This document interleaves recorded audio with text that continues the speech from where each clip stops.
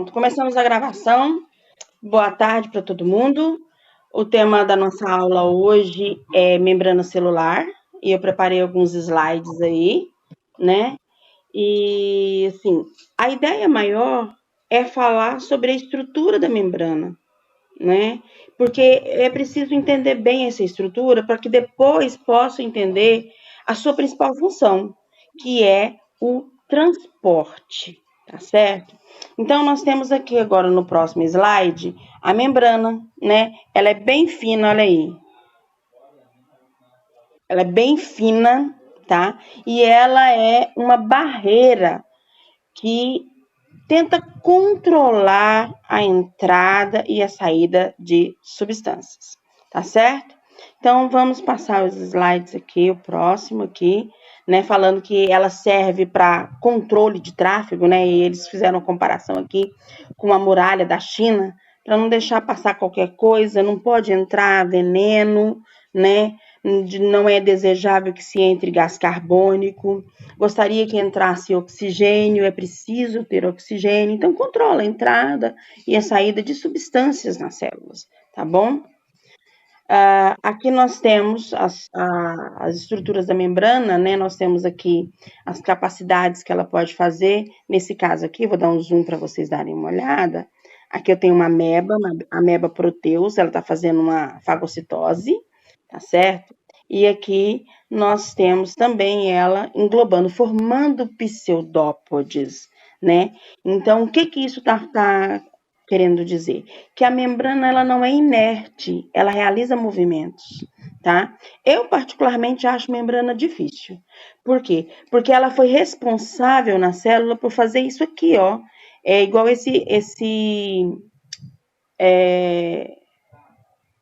guarda-roupa. Ela fez compartimentos, ela separou as coisas dentro da célula. Olha aqui, essa célula aqui. Isso aqui é o que a gente chama de organelas membranosas. Ela separa os ambientes, ela separa as funções. E essas organelas membranosas, elas também são chamadas de endomembranas, tá? São as organelas formadas pelo retículo endoplasmático liso e rugoso, pelo complexo golgiense, pelos lisossomos, né? E outras organelas que vão compartimentalizando as células, criando compartimentos. E dessa forma, sabe o que acontece? O que acabou por acontecer? O aumento da complexidade.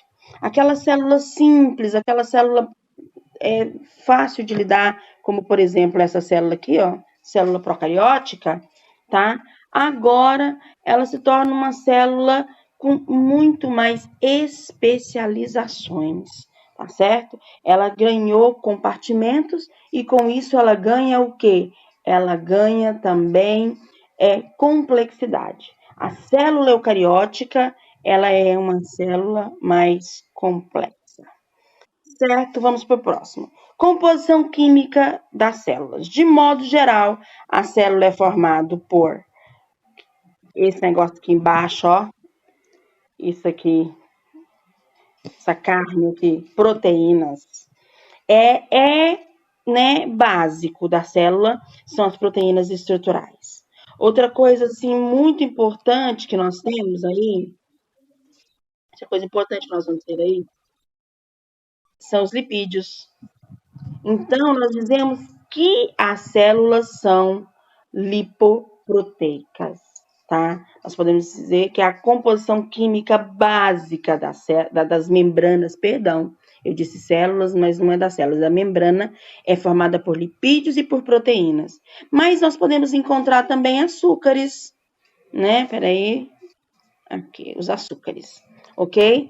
Existe principalmente nas células animais, em todas as células tem, tá? Mas na célula animal tem uma substância chamada glicocálix, tá? Que nos remete muito a glicídio. Na célula vegetal, nós temos carboidratos também, a celulose, que lhes confere resistência, durabilidade, né? Tudo isso. Ok, vamos passar para o próximo. Aqui, eu quero apagar, limpar, vamos ver se eu consegui limpar. Tô aprendendo tanta coisa, pelo menos isso, né? Meninos, opa, rabisquei. Vamos apagar de novo. Aqui, meninos, é os lipídios que tem muito nas células, são os fosfolipídios. Eu já me lembro de ter conversado com vocês sobre essas questões dos fosfolipídios, tá? Que ele tem aqui, no caso, ele tem um fósforo, né? Um grupo fosfato, tá aqui o grupo fosfato, bem aqui, onde eu fiz a bolinha, tá? E aqui nós vamos ter dois rabinhos dele, tá? Essa parte aqui do rabinho, essa aqui, última que eu mostrei, ela é hidrofóbica, ela tem medo da água, tá? Ela não gosta da água. E essa parte de cima aqui, ela é uma parte que a gente fala de hidrofílica. Filia é amigo, ela é mais amigo da água, tá certo? Agora aqui nós temos a molécula, só estou mostrando. Pode falar.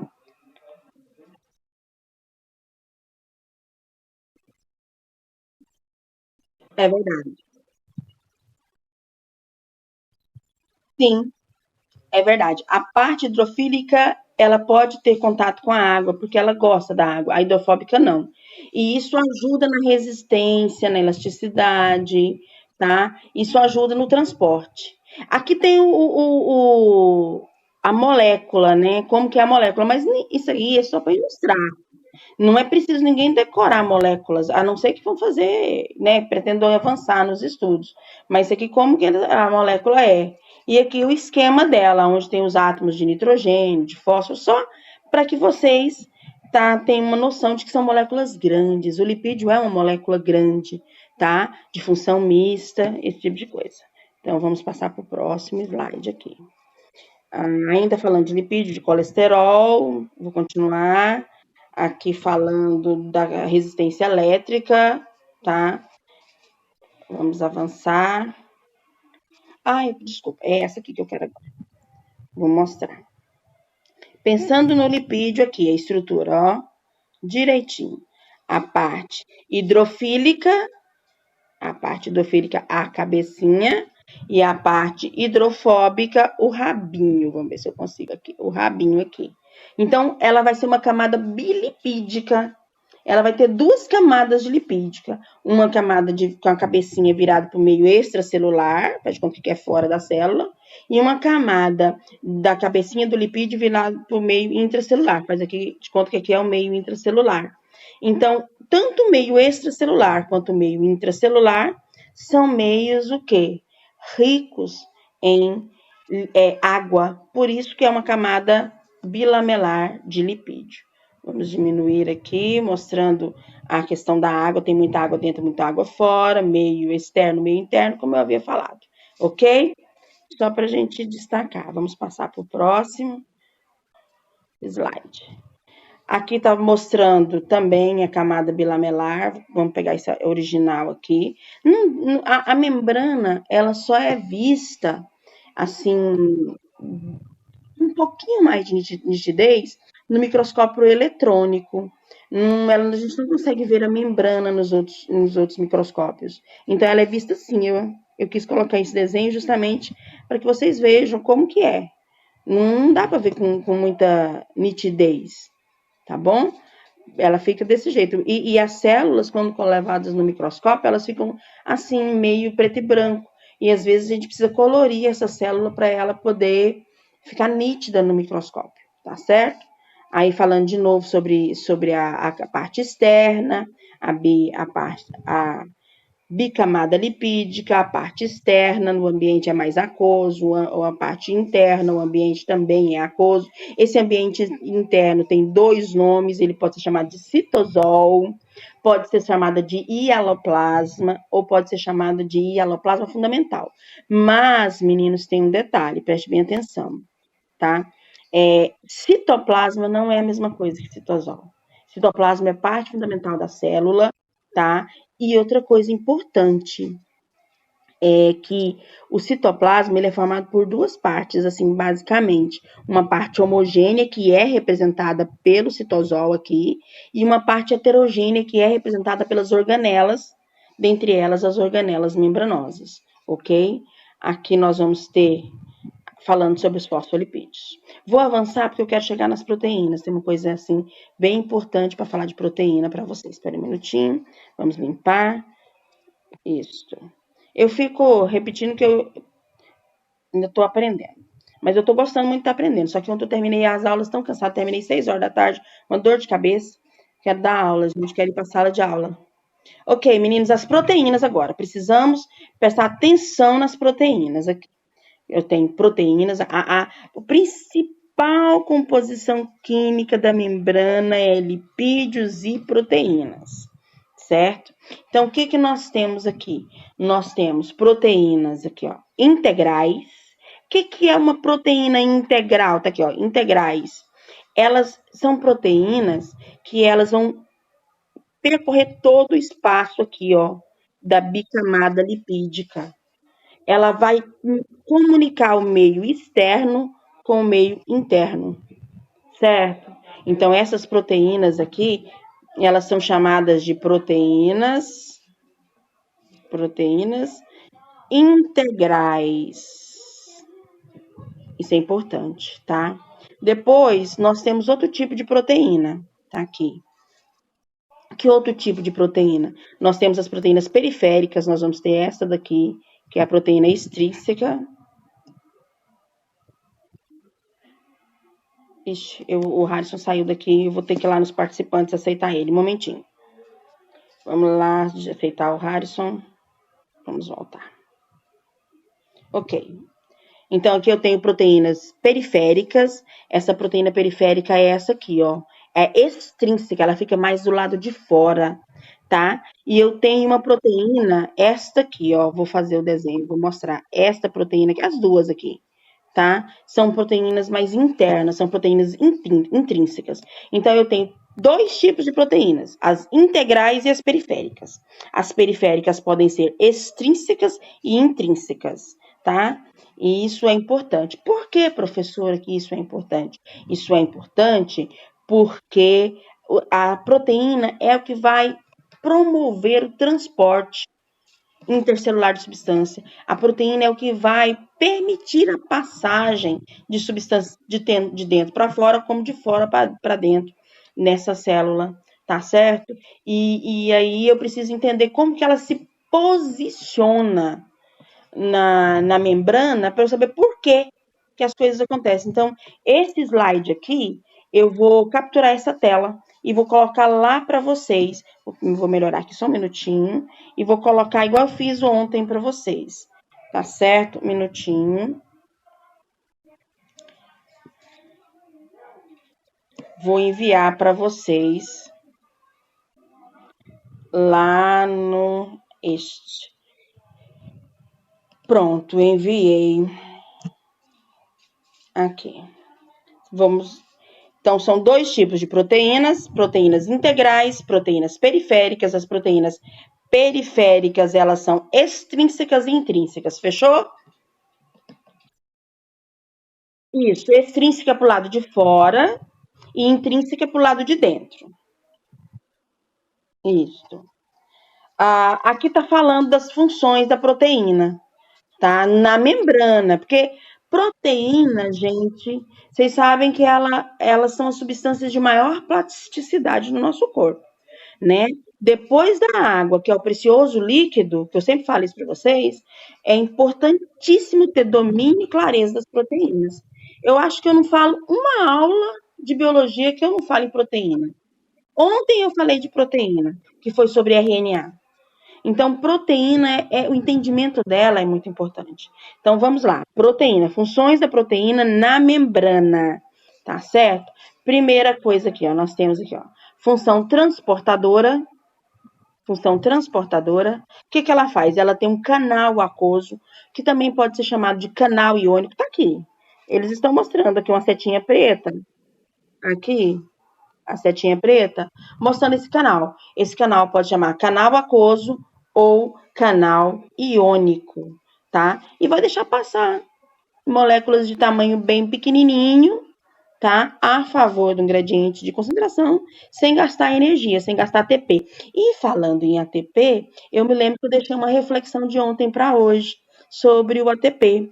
O ATP, ele é uma moeda energética, ele é energia química, ele é a forma como nós, os seres vivos, dispendiamos a nossa energia, tá? A gente pega a energia dos alimentos energéticos, armazenamos ou transformamos na forma de ATP, tá certo? Para que a gente possa realizar nossas atividades. E ele é um nucleotídeo especial porque ele sofre hidrólise. De modo geral, você não pode quebrar um nucleotídeo de guanina. Você não pode quebrar um nucleotídeo. Claro que em condições de laboratório, sim, mas no nosso corpo não se quebra um nucleotídeo de guanina, um nucleotídeo de citosina. A água não quebra, tá? Ele não sofre digestão. O ATP quebra, tá? Por isso que ele é especial. Ele pode sofrer hidrólise e deve sofrer hidrólise para liberar energia.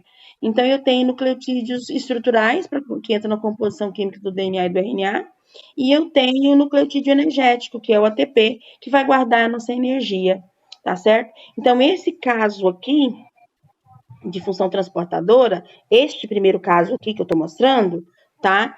Ele é um canal iônico ou um canal aquoso que permite a passagem de pequenas substâncias, pequeníssimas substâncias, e essas substâncias bem pequenas, tá? Elas passam a favor do gradiente de concentração e não gastam energia. Isso é muito bom. Ok, vamos limpar. Vamos continuar. Próximo aqui, elas vai servir para ancoragem, ela vai sustentar no citoesqueleto, dentro da célula, porque cada organela elas não fica assim tão soltinha dentro da célula, não. Elas têm mais ou menos um local para ficar, mas eu disse mais ou menos no sentido de que o citoplasma tem movimento, então dentro do citoplasma, as organelas se movimentam, existe a ciclólise, que é um tipo de movimento, tá certo? Mas elas também não ficam soltinhas assim, não. Então, elas ficam ancoradas, principalmente a actina, a miosina, a tubulina, que é uma proteína, elas têm um local de ficar dentro da célula, e isso é uma função estrutural da matriz extracelular e no citoesqueleto. Próximo, aqui, receptores. Agora isso aqui é importante. Por quê? Porque no transporte ativo, nós vamos ter proteínas que têm esse encaixe. Vou mostrar aqui esse encaixe, tá? E ela vai encaixar nas substâncias, vai fazer um movimento assim de rotação e vai deixar a proteína dentro da célula. Então, muitas proteínas, elas têm esse encaixe para poder realizar sua função. No caso aqui, será usado nos transportes ativos, ou seja, transporte que ocorre com gasto de energia, tá? Então, vai gastar ATP. Então, captação de sinais químicos no neurônio, tem isso. Neurônio, inclusive, é bomba de sódio e potássio, que é um transporte ativo, que a gente vai estar falando semana que vem, tá?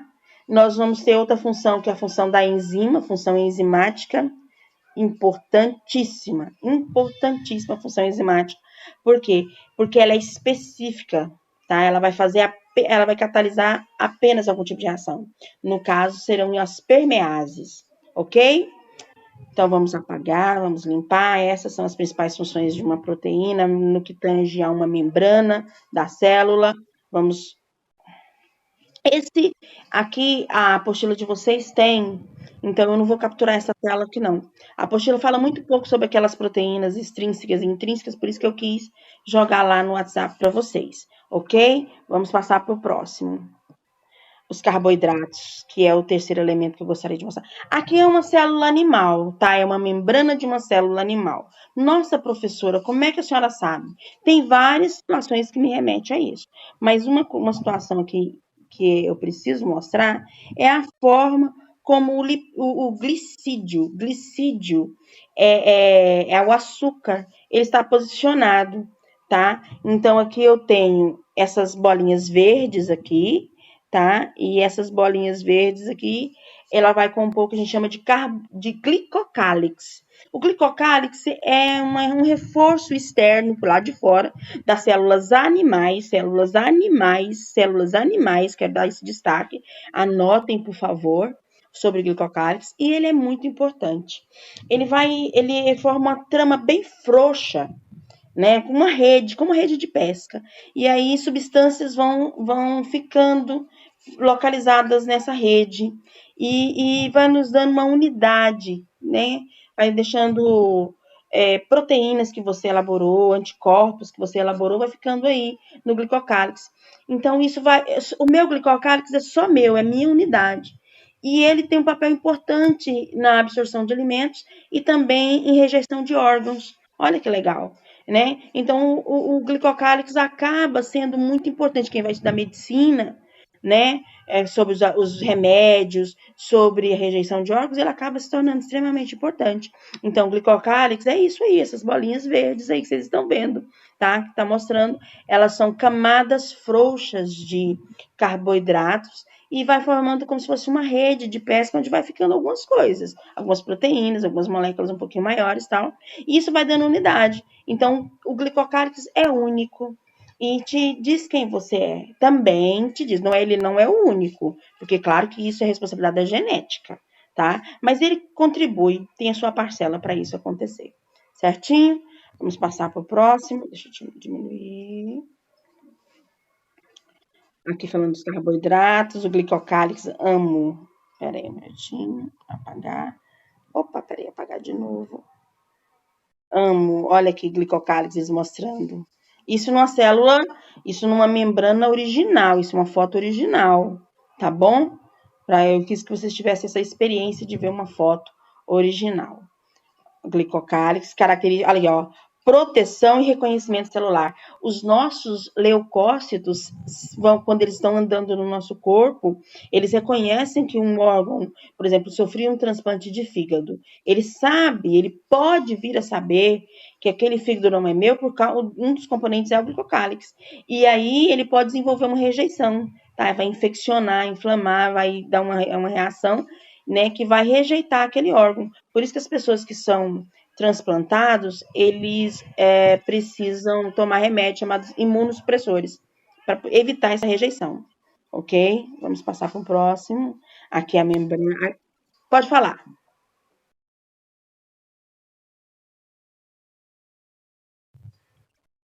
Pode. E pode, mesmo tomando os remédios, pode rejeitar, ocorrer rejeição sim. Tá? Isso depende de muitos fatores. Eu só estou apresentando um dos fatores, tá? O glicocálix é um dos fatores. A situação é complexa. A partir de agora, a situação ela se torna sempre complexa. Nunca é uma visão de uma coisa só, tá? Então, mesmo tomando remédios, pode vir a desenvolver um mecanismo de rejeição do órgão e vir a ter que fazer uma nova cirurgia, tá bom? Aqui, não. Faz muitos testes. Faz muitos testes. Faz testes de compatibilidade, de sangue, de medula, nos grupos e nos subgrupos. Faz um monte de testes. Aí depois, se esses testes forem aprovados, tá? O que que acontece? Aí eles fazem, mas mesmo de posse de todos esses testes, pode haver rejeição sim. Porque não é, né, o da pessoa, certo? Vamos passar para frente. Vamos limpar e vamos passar para frente. Vamos aqui, propriedades da bicamada, mostrando aqui os fosfolipídios, quer dizer, ela é assimétrica porque ela pode ter movimento, né? Então, é um modelo que a gente chama de modelo de mosaico fluido, tá? Então, está mais em cima, mais embaixo. Olha aqui, mostrando o citosol, o espaço extracelular, mostrando a simetria, e ela tem uma questão elétrica, viu? Tá vendo uns, uns sinais de negativo? Então, a membrana, por causa da camada lipídica, ela confere resistência elétrica à membrana. Pouca, é claro, mas confere.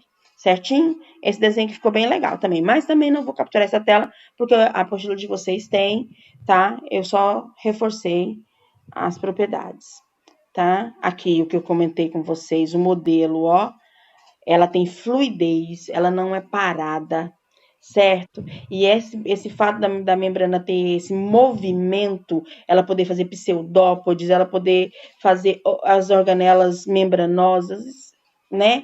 Ela é chamada de modelo de mosaico fluido, tá? Olha as proteínas integrais aí, olha as proteínas extrínsecas, proteínas intrínsecas, ó.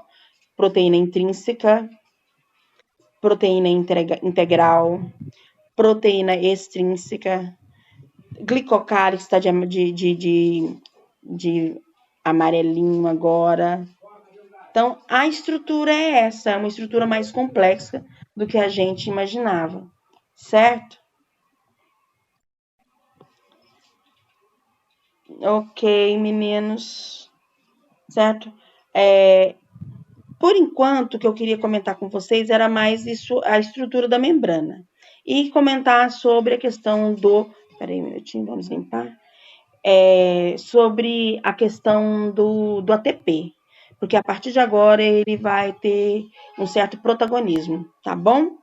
Mas na próxima live eu quero falar com vocês sobre transporte passivo já, difusão, osmose, difusão facilitada, que aí a gente já começa realmente e vai ser fácil. Eu já vou dizer para vocês que por causa dessa aula de hoje é uma aula muito simples, até, né?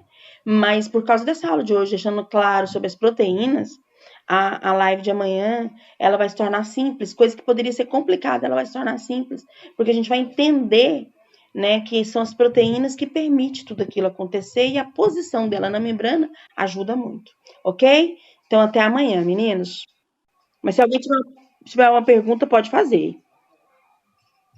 Quintiliano não fez pergunta hoje. Ah, eu não vi, Quintiliano. Faz de novo.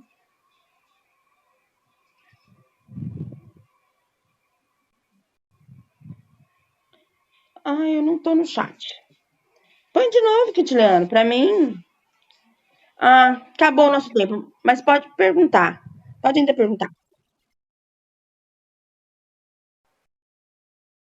Não, ele. Legal, boa pergunta. Ele perde um fósforo e vira ADP. Adorei essa pergunta, Tiano. O ATP ele pode perder um fósforo e virar ADP, perder outro fósforo e virar AMP. Gostei, muito bom, obrigada. Então tá, meninos, nosso tempo acabou aqui, tá? Estou recebendo um aviso. Até amanhã, tá certo? Tchau, tchau.